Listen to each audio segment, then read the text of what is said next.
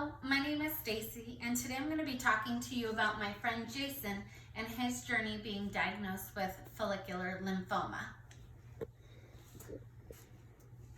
So some of you might be wondering, what is follicular lymphoma? Well, it's a type of blood cancer which is developed by a defect in a patient's white blood cells. The lymph nodocytes abnormally enlarge and multiply rather than dying off naturally to leave space for the new cell growth, creating a lump, nodule, or mass in the lymph nodes. So this is my friend Jason. Jason was diagnosed with follicular lymphoma in 2017 when he was just 32 years old. Jason is your typical healthy, active young adult male.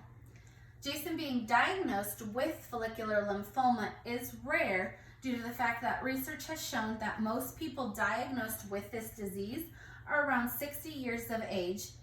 Research also shows that it indicates it does not favor one sex or another, and it's male and female equally. Little did Jason know that his journey with cancer had just begun. So some symptoms that someone may have with follicular lymphoma would be painless swelling in the lymph nodes in the neck, groin, stomach, or armpits. They may have abdominal pain or swelling with extension, shortness of breath, coughing, chest pain, fatigue, night sweats, and even sometimes some unexplained weight loss.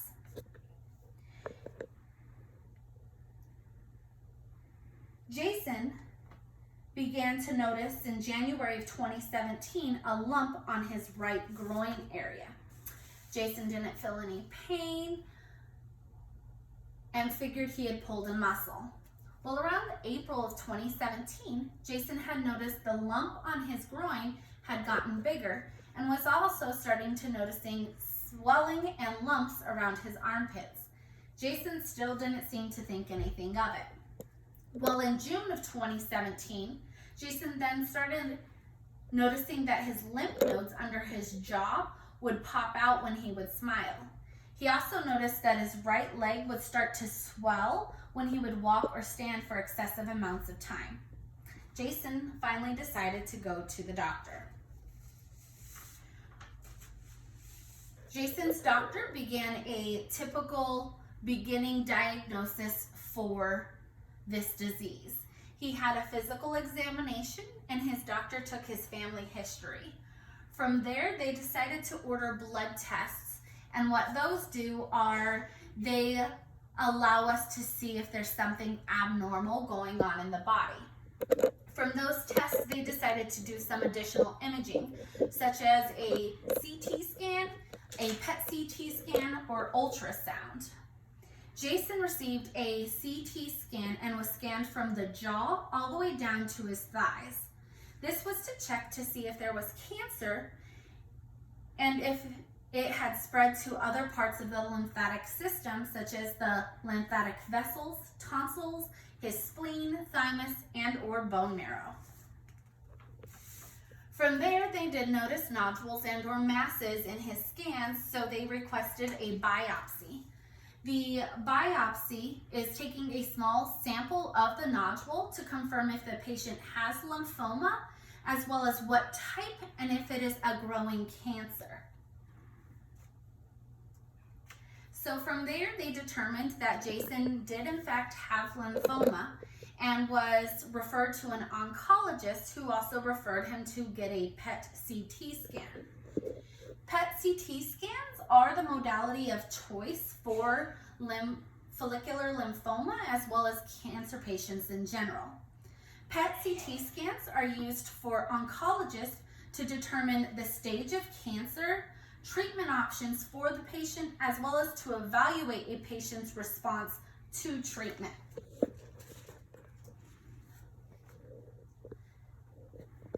PET CT scans are performed using a small amount of a radioactive tracer that's called 18F fluorodoxide glucose.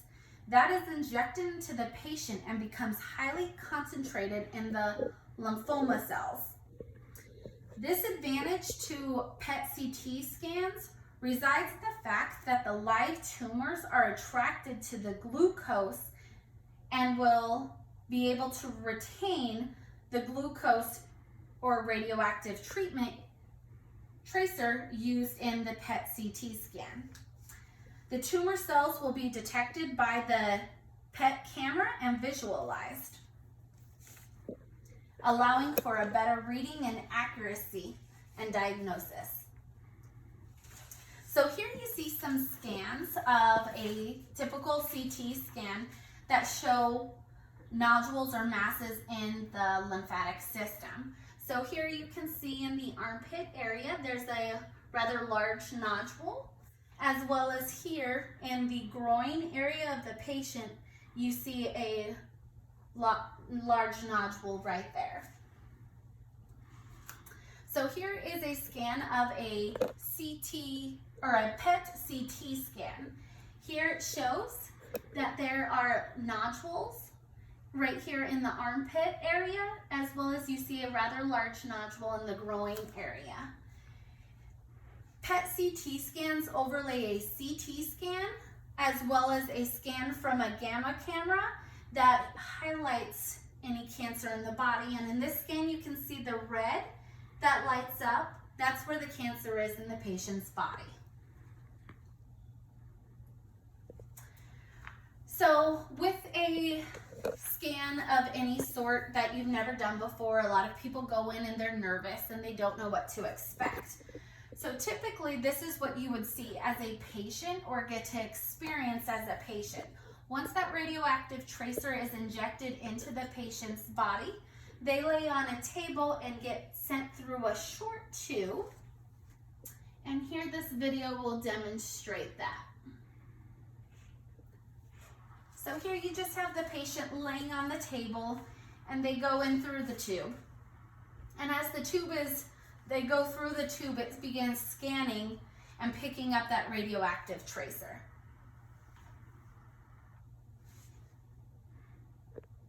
So that's what someone who would typically see.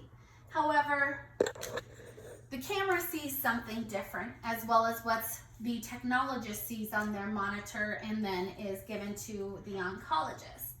So this is what the CT scan picks up. The CT scan picks up more of a body's figure. So it's picking up the bones from the CT scan and overlaying it with what the PET scan picks up. And it's highlighting any of the areas that may be cancerous. So in this scan right here, you see the scan picks up the highlighted areas of where cancer is. You see it in the thyroid, the jawline, the armpits. You have it spreading to the spleen as well as the right groin area.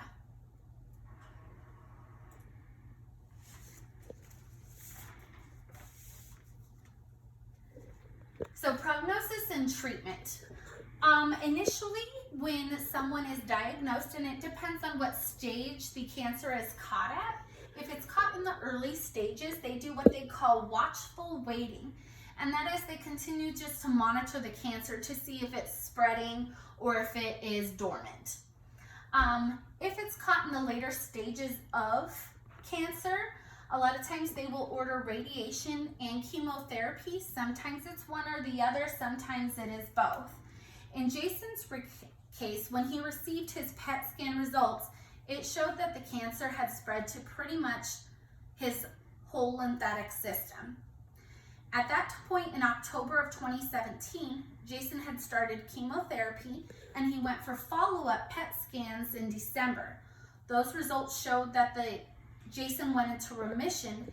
However, they continued his chemotherapy treatments for 8 months and did PET CT scans every 4 months as follow-up to ensure that the cancer was not active or spreading. In May of 2019, Jason went back for a follow-up PET scan, and the results showed that cancer was growing again in his right hip, which is where the initial cancer had started. With those results, the doctors decided to double the treatment, and Jason did 6 cycles of chemo as well as 20 cycles of radiation. He did radiation 5 days a week for 4 weeks.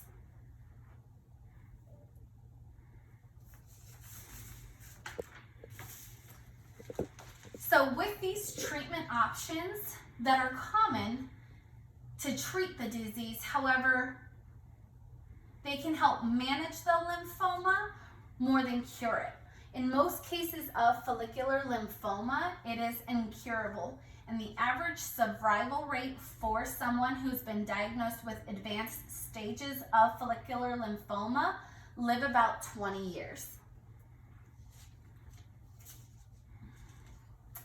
So Jason is still fighting his battle today with follicular lymphoma due to the cancers continuing to spread.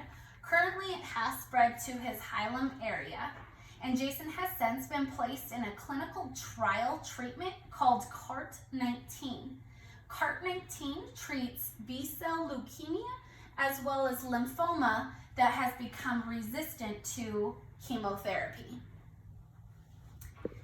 Thank you for listening to my case study, and I hope you have a good day.